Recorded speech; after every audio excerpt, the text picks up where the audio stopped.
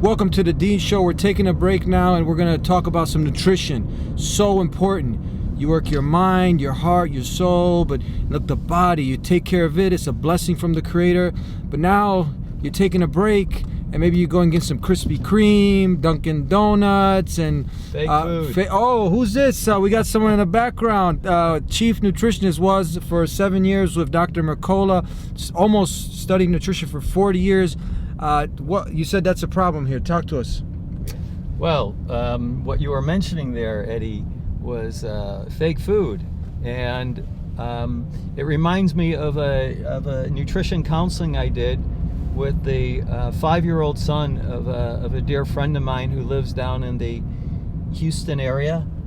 And I went shopping with her one day, and her 5-year-old son Jaffer came along, and Jaffer had a tendency to want to eat as much sugar as he could, and the adult world around him, other than his mother, was unfortunately all too supportive of supplying him with the sugar, because they thought that, you know, they were being nice to a child. But unfortunately, the adult world has a very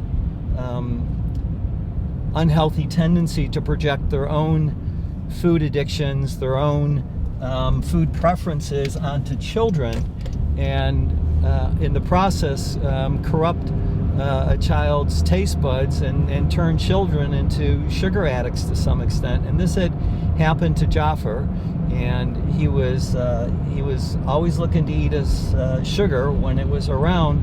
But I was thinking, I wanted to help my friend. I wanted to help her teach her son that sugar and fake foods in general were not good for his body, for his health. But, you know, how do I get through to a 5-year-old? Well, while I was shopping with Jaffer and his mother, Jaffer started taking items off the shelf, and he would show them to me. And the first several items he took off shelves were refined and processed food, and it just, I was inspired to relate to Jaffer in this way. He would take something off the shelf and he'd show it to me and say, "Jim, what about this? Is this good?" And I would do this. I would say, "Fake food, Jaffer, fake food, warning, warning, fake food."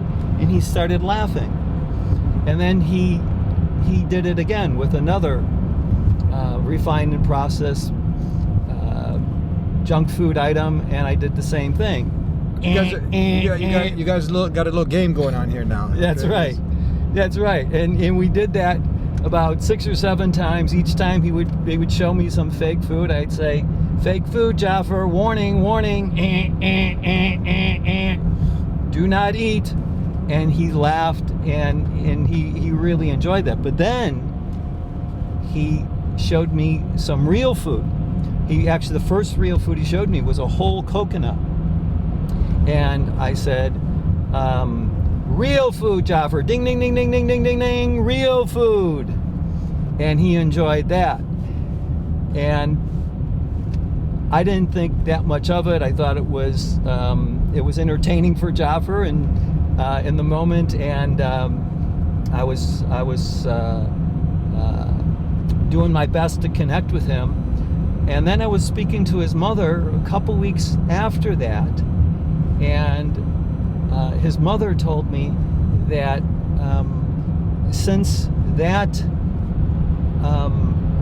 time where I went shopping and I did the to say fake food and the ding ding ding ding ding for real food, Jaffer was not eating any sugar. In fact, that evening that I talked to his mother, he was there with her in the kitchen, and I said I'd like to say hello to Jaffer, and so his mother Samala put the phone up to Jaffer, and he said, "Jim, guess what I'm eating?" I said, "What are you eating, Jaffer?" And he said, "I'm eating duck." He was eating duck. He was eating freshly cooked duck.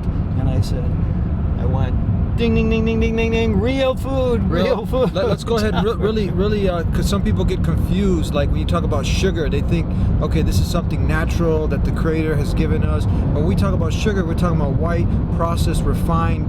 I mean, this is just fake food. I mean, this is please define, so give us a better understanding. And then also the addictive element of it and the harm that it actually causes. Yeah.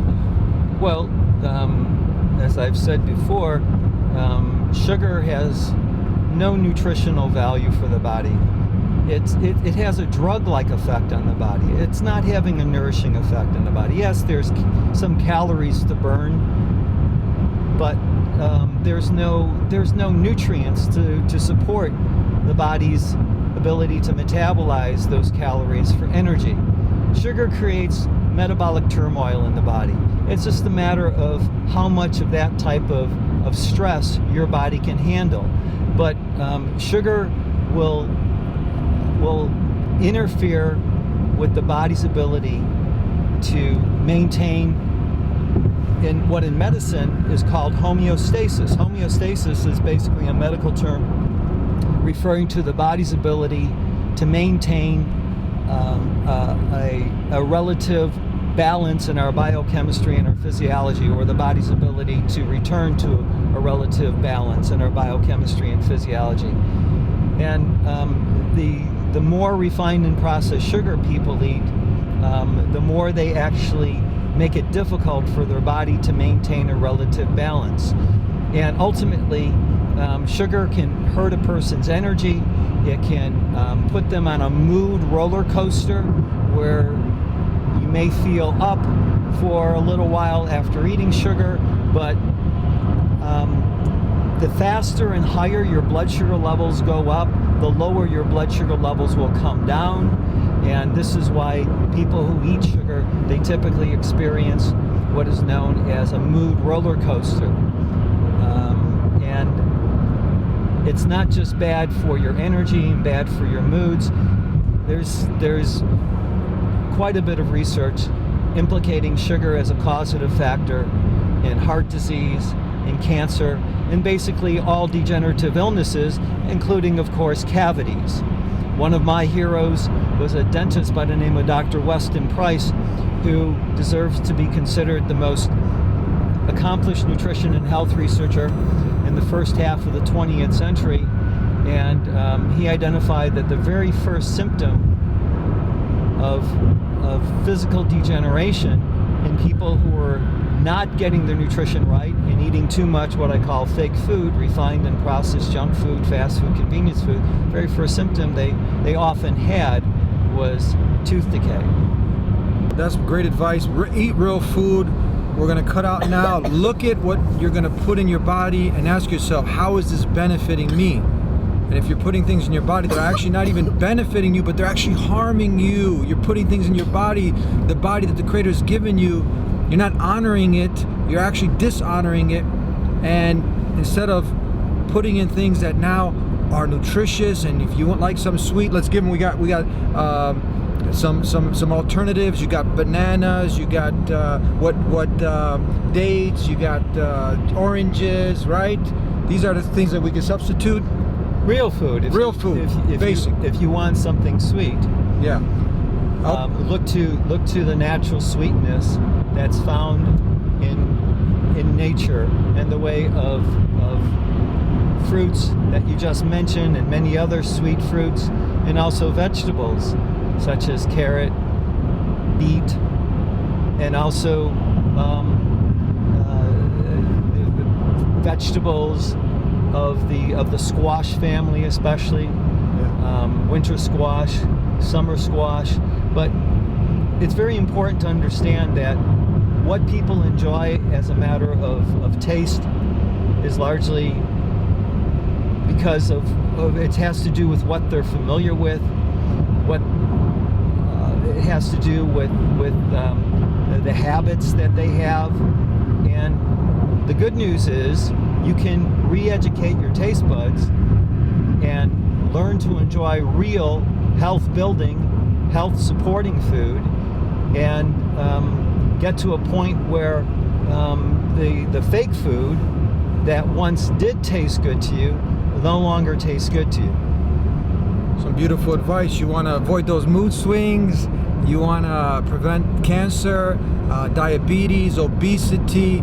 Don't hook your kids up or even yourself on this fake food. Get with real food. Hope you enjoyed the message. We'll see you next time. Subscribe if you haven't already. Peace.